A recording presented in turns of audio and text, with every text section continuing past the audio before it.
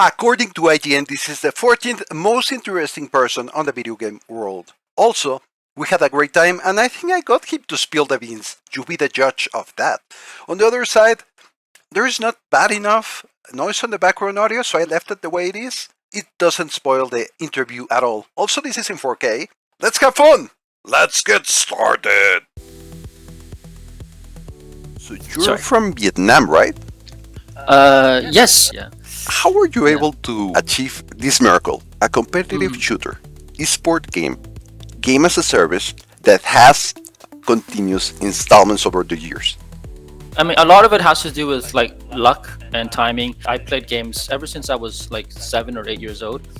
And so this was in like 1980. There was not many games, but I was able to just play all these games. In 1999, when the opportunity to make Counter-Strike came up, it was just something that was very natural for me, and I just basically used it to kind of help me to create Counter-Strike. So I took a lot of ideas from games that I played. I was also inspired by a lot of movies. I watched a lot of action movies, so with like Sylvester Stallone, like Rambo, Arnold Schwarzenegger, you know. Yeah. Do you know how you or Valve plans to overcome the specter of the popularity of Counter-Strike Go?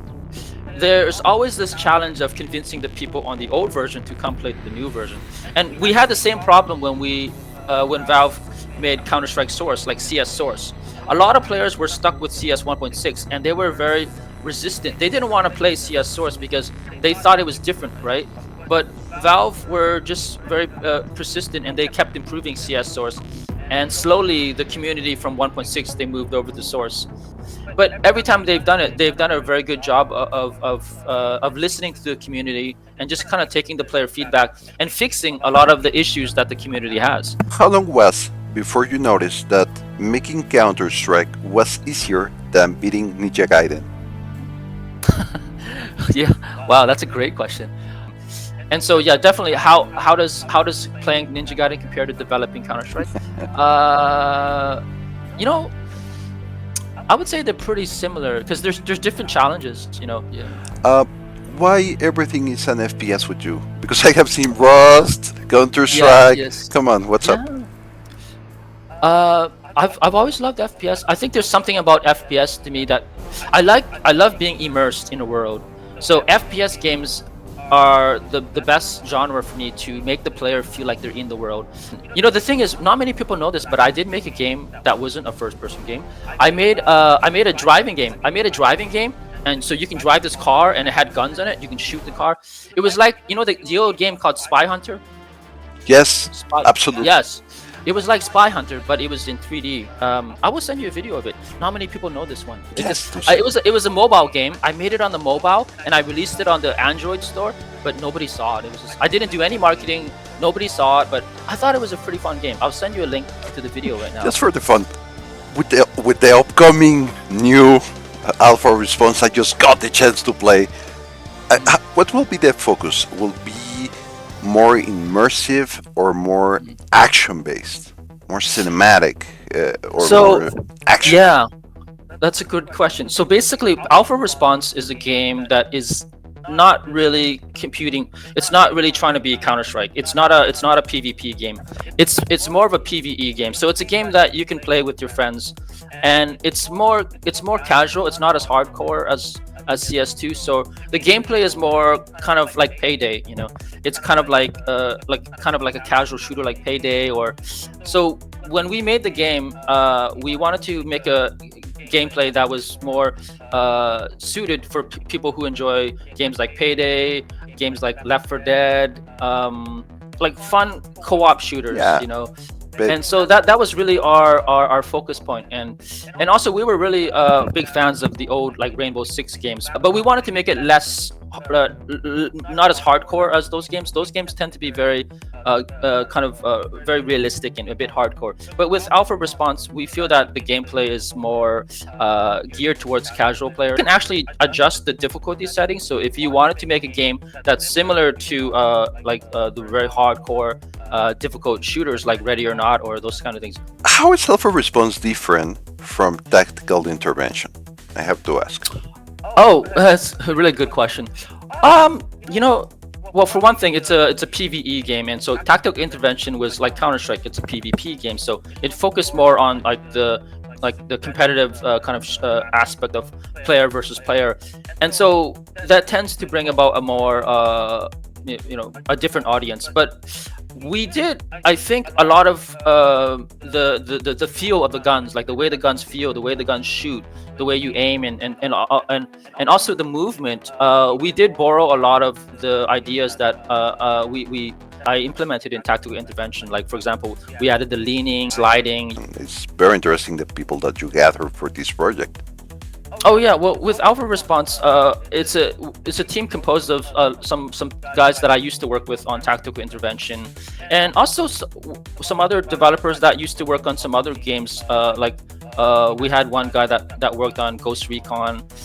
He used to work at Ubisoft, and we also have a guy that used to work on a game called Deep Rock Galactic. And how does it feel knowing that Counter-Strike, a game you created, cost millions of broken keyboards? Yeah, it's a. I'm very just kind of honored to know that people had so much fun with the game. I still feel very honored to see Counter-Strike still being played today. Okay, this is an exclusive question.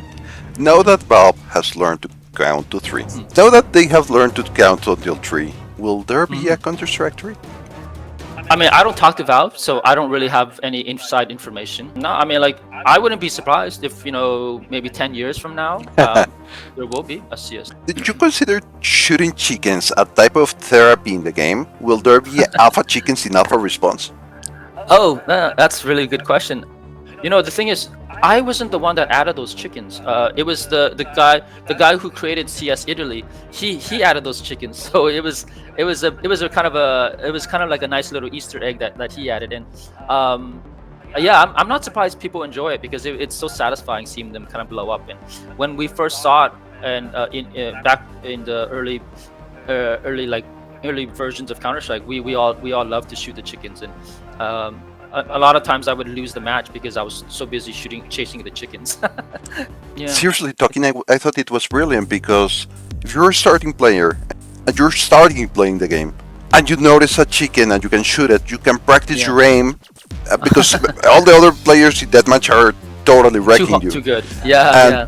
You get a chance to practice your aim and actually shoot something and get a point. And now we have chickens in all of the popular maps that take place in certain areas. A secret alpha chicken? Yeah. Come on. Yeah, you have to think about it. Yeah, it's a good point. But I would probably make it a different animal, something that fits our game. So. Oh yeah, Inigo. Yeah. Yeah. Which is a big chicken. It is, and it's a harder target because it's flying. So I'm sure we can come up with some great ideas. But that's a very good suggestion. How far ahead on the development of what I played?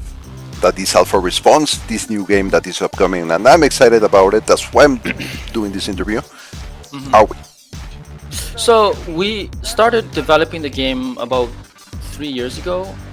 So the team that was originally started the project, they started 3 years ago, but I joined this project 2 years ago, and so I think in total it's been about 3 years, maybe 3.5 years, and we're still in early access. We've been getting a lot of good feedback and just suggestions from the players telling us what they want to see next in the game.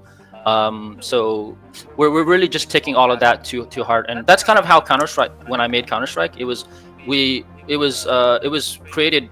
I think one really good suggestion people want is to have like AI teammates, because we found that a lot of players, they like to play by themselves, and they don't want to play with other people. So they want to play with themselves, but they want to have teammates. Were you unofficially involved in any video game as a consultant or developer that we don't know, that are not the ones that come in Wikipedia, for example? Oh, yeah. Well, not many people know that I actually worked on a mobile game that was basically Counter-Strike but for mobile. So no, Critical Ops. Sorry, yes, Critical Ops. This was back in 2000 and 13. It's actually very popular. I really enjoyed it. They were a great team over in Finland. Finland is a very interesting country. They have a lot of great developers up there. Like Max Payne was made by. What is your favorite thing about the Counter-Strike community? I love just how passionate they are about the game, and how they contribute to the game. It's by creating skins and creating levels. Our levels were made by the community. Like all of the popular levels were made by people in the community. So Counter-Strike is really a community project, like Minecraft. Your top 5 favorite video games of all time? Wow. Okay. So Cyberpunk 2077. I love that. Was incredible. I could totally see you in the game because there are a lot of Asians because of some mystical reason. Whoa, So dude. I totally can Man. see you as a. Oh, dude, I would love to be in Cyberpunk. I mean, maybe I should contact them if they want me. But that would be a dream for me to be there. I would be just running around with guns. Battlefield. So Battlefield 1942. That was an incredible game. I like the game called Strike Commander, flying jets, and I love jets. I love military. I love military jets. A game called Ultima 7. So it did so many different things that have never been done in an RPG. Maybe GoldenEye. I would say GoldenEye was a huge game for me. Just playing that game was to me, that was just like the perfect FPS game. Will I be able to high five or hug another player, Helldiver style? Yeah, I think that's something definitely a good idea for us to add. So you have met Gabe Newell, right? Mm-hmm. And John Camarag? No, I haven't met John Carmack. I met John Romero. Okay. So Yeah. which is better, Half-Life 2 or any Doom?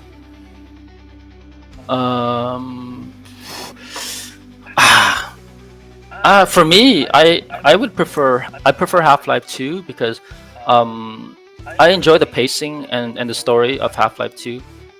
Half-Life 2 is probably a little bit more enjoyable for me because I think I just kind of really resonated with the theme of it. Okay. Unreal Tournament or Quake 3 Arena? I was more into Quake. Yeah, I Okay. played a lot of Quake. Yeah. Yeah, I was more into Quake. Duke Nukem or Counter-Strike, or the first Counter-Strike? Oh, well, I mean, I would say the first Counter-Strike because it's my favorite. Like, it's why I made it. It's my idea of a great game. So yeah. Hmm. Halo or Counter-Strike? Yeah, I would say Counter-Strike because, as I said, that's why I made it. It's my perfect idea of a game. Thank you a lot for your time. In the name of all the Neo Cosmic viewers, I hope that you had a lot of fun as well. Okay, well, I appreciate your time, and also you bring up a lot of great suggestions for the game, and we'll discuss it with the team and see how we can kind of implement it with the game and see if it's possible. I can provide more consulting, and I do pole dance and table dance on Wednesdays. Totally. The rest of you, choose another video, choose the like button. See you next time. Bye. Metal Gear.